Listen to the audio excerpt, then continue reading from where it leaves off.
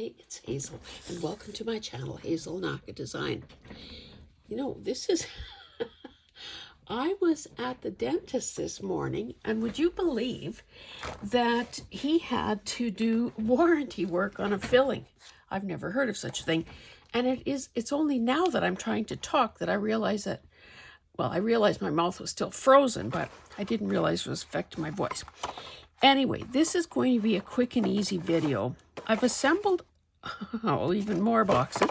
I've assembled some boxes that have come into my possession in the last little while.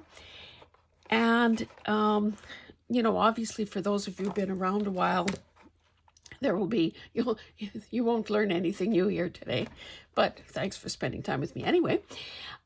However, for the benefit of people who are new subscribers and new to the biz, I just thought I would quickly show you how I handle these things. Now, depending on how space is or my available time is, sometimes I let these things pile up a bit, and that seems to be the case right now. In fact, these two card games, I just emptied these, you know, took the contents out the other day, yesterday. And even though I have more covers than I'll probably ever get to, I still save them for potential journal covers. So we'll just randomly start with this one. There is always one of the faces of the box that is where the gluing has been done. So you can hopefully see that this overlap, this little flap here, where it's been glued shut. So well, there are a couple of options. You can try to very carefully cut along here, knowing that you'll probably have to straighten this out on an actual cutter. I used to just discard this. However, now that only covers about half the distance, half the width here. But even if I pulled this little bit off here, obviously cut this off. And again, this is just roughly. I would want to, you know, sharpen up the cuts and be sure of my measurements before I actually turned it into a cover. However, by saving this piece, you have another layer that you can use to reinforce the spine, and that is sometimes a very good idea. Now, because this has sort of that built-in hang tag part, I think I suppose I could pull out my cutter, but it's probably just as easy for these rough cuts to just do it with scissors. So essentially, I just cut all the top flaps off, all the bottom flaps. Now, if I'm feeling particularly, see, now this is a thinner area. So what might happen when I actually come to use this is I might just shorten it by that ½ inch, just so that I don't have this thinner, weaker part here. What I could do, if I wanted to at this point, is make this, well, let me just do it, a hair thinner, getting that little ridge off there for one thing. And I could glue this down right now, and then I don't have to worry about, you know, using a paper clip or, you just want to make sure that it can still close as it should. And it's not going to, I think I might just take another little invisible piece off here. Now, this is a little bit rough, but that's not going to matter in the scheme of things. And I think it's more important, frankly, to have the white side up than to have this dark blue that may not be covered fully by whatever I use, whether it's paper or fabric. So when I finish the video, I'll just glue that down. Now, typically, I'm not going to save any of these bits that I've cut off. So, this is, I've never had anything Dior in my life, but I got this, I shouldn't even say what it is, because then you're going to wonder, why aren't you using it? So it's some sort of a cream for strengthening nail care. It's supposed to be great for cuticles and so on, and oh my goodness, yeah, I need the help. So the process would be exactly the same. Now, I probably won't do it on that box, but let's just find, okay, this one is glued shut. It doesn't have a little flap. Another way to handle that side that has the, where the gluing has been done to make it a box. So that's this side. Another thing that I have done sometimes is just, kind of shoot down the middle here.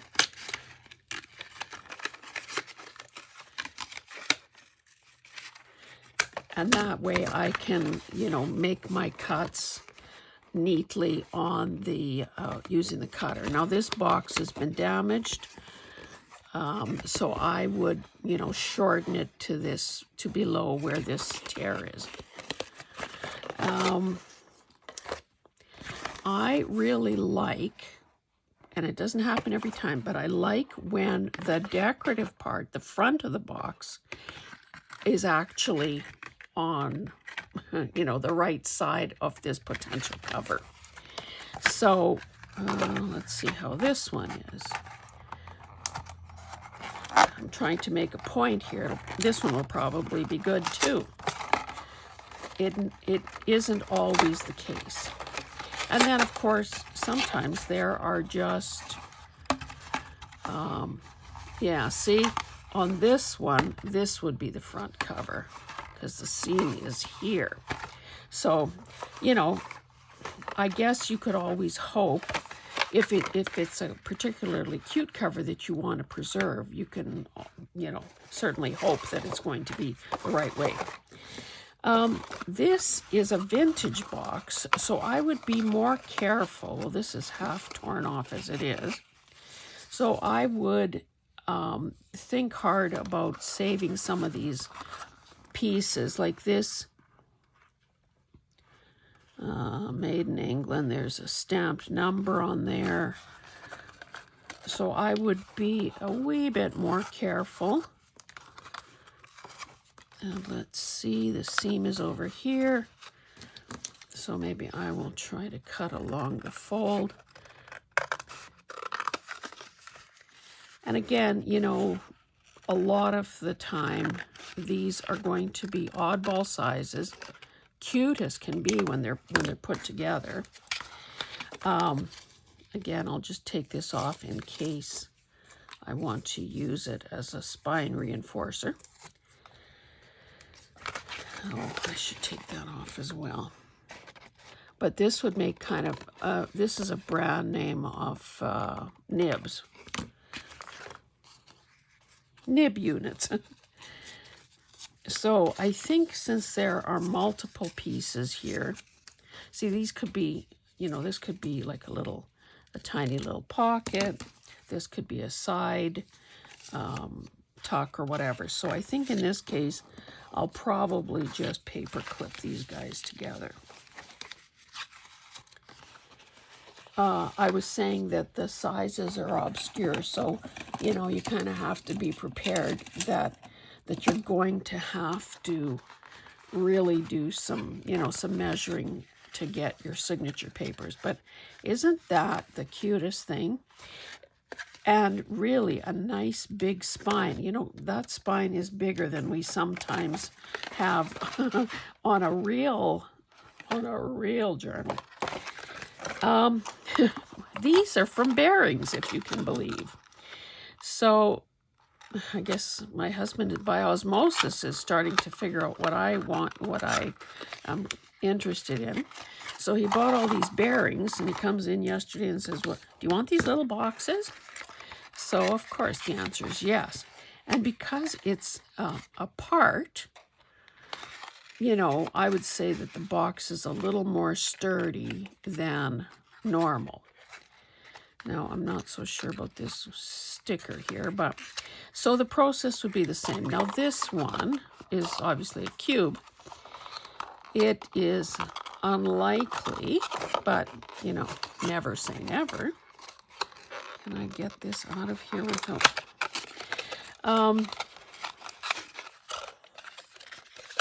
where is my seam here?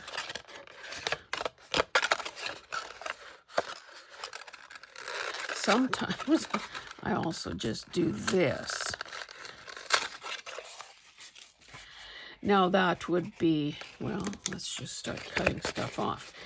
That would be an absolutely gigantic spine and a fat, fat little book, which sometimes is reason enough to use it. Now, of course, when you do it this way, you end up with four faces here. So, you know, again, it is a square, so it doesn't matter. They're all the same size. I wonder if this would come off. Maybe with a heat gun. I wonder, I've never... You know what? If a person could train this, you know what? I think I've managed to misplace my, no, oh no, there it is. I was going to say I've misplaced my bone folder. If it were possible to train these folds enough so that they would kind of stay put, this could be a little mini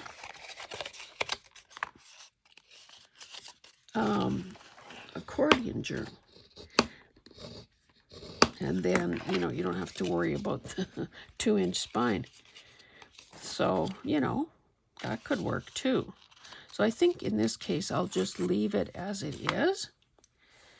You know, obviously, I don't like these little ridges here, so I would put this on a cutter, get it all nice and clean, and then worry about covering it. But what I should do to help the process along is, you know, do that and maybe put it under a weight as well. Okay, now I'll leave the Dior box, I think, but it is so, so cute. Maybe I can do the same thing here. And then this last box is obviously a real box. I mean, this kind of a box. Okay, this Dior one is going to be the same as any other. But cute little spine, nice, you know, rich looking. Well, that spine is nice. It says Dior in, you know, debossing. So we'll throw that to the side. Now, this looks very much like a book cover. So this would be, oh, there's a little damage there, but again, it could be made shorter. So if I wanted to try to preserve these sides, I would tear it apart that way at the corners where the overlap has, where the overlap has been. And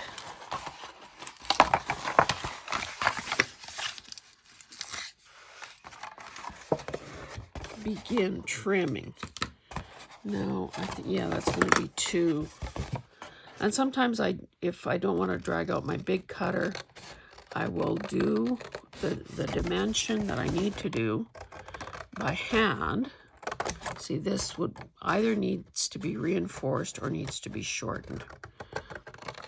So I'm just cutting along that little sort of ridge created by the fold. Now, well, please recycle this box. This, because it's printed, I would save those pieces. Now, if I got this to within 8 inches, I would then do the other cuts just on my little guillotine cutter. So there's, oh, that's in French. Now these, the parts that, you know, tucked inside have that little gentle curve to them. So, you know, might want to retain that and use it as a side tuck, although there is, you know, that's a perforation, so I don't know. And then, of course, now these two things either have to be cut off, this end and this end, or it could be turned in. Actually, that makes more sense in this case. This box is kind of beat up, but again, that's not the end of the world. So yeah, I'll leave those two ends on there because they could be turned back and become side tucks. And all of a sudden, not sure what that is. You know, sometimes you just have to wet your finger. Yeah, so in this case, I think, mind you, I do have bits and pieces that could be used. You know, I could put a patch in here, but then, I don't know. I think it would be easier to cut that off, especially since it's got some creases and whatever going on there. So, based on what you saw when I first turned the, let me clip this all together. Based on what you saw when I first turned the camera on, you can see how this all takes a heck of a lot less space than what I was initially hanging on to. So, you know, that is kind of one of the reasons that I do this in the first place, is that it's easier, especially if you flatten them out like so. Oh, I didn't finish doing those too, but you can see how this takes a lot less room than even if I add all of these things in and all these other little bearing boxes.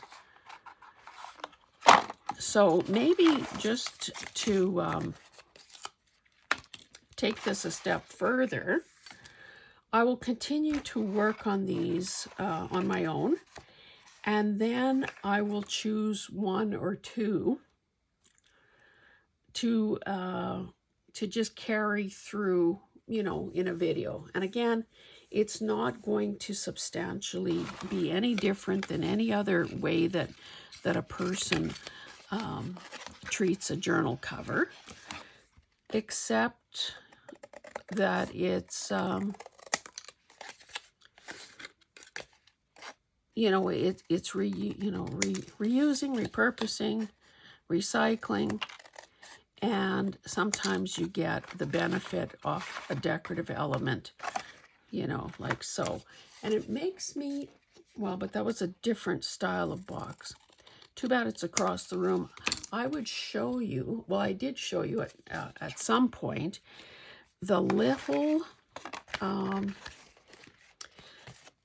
a children's puzzle box that I found at a thrift store, and it was from kind of an era from my time, and it was the one that had the animal puzzles, and I did remake that box to turn it into a journal cover, and it is so sweet. So I'll just make it my my mission to, when I come back with using some of these covers, and I can't say that I would exactly, you know, necessarily finish them all, because otherwise, how would I keep my number of started projects, you know, maxed out if I actually finish something?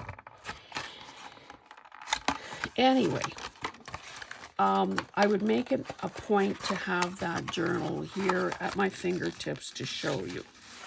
Sorry, I'm just opening this up. So I'm going to stop there because all I'm going to do is to continue to do what I've already shown you. So I hope that this sort of gets you to look at the garbage that is around you with a new eye to repurposing things. And let's face it, if a book ends up being this size, is that not just reason enough to do it and to, I should save that, reinforce the spine. Creme apricot. Creme apricot. Anyway, guys, thank you so much for being here. And yeah, maybe if you want to work along with me on some of these projects, just pick a couple of boxes that are kicking around your house and we will do them together. I should kind of warn you that just because a journal is small doesn't mean that it's necessarily less work. The basics are the basics. You still have to select the papers. And in fact, it will be kind of more work in the sense that you can't just take a sheet of paper and fold it in half. You're going to have to measure and trim. So, and the sewing in, especially if you do a pamphlet stitch, same darned thing. Wouldn't it be cute to have 3 little, oh, that would be so cute. I can see it all now.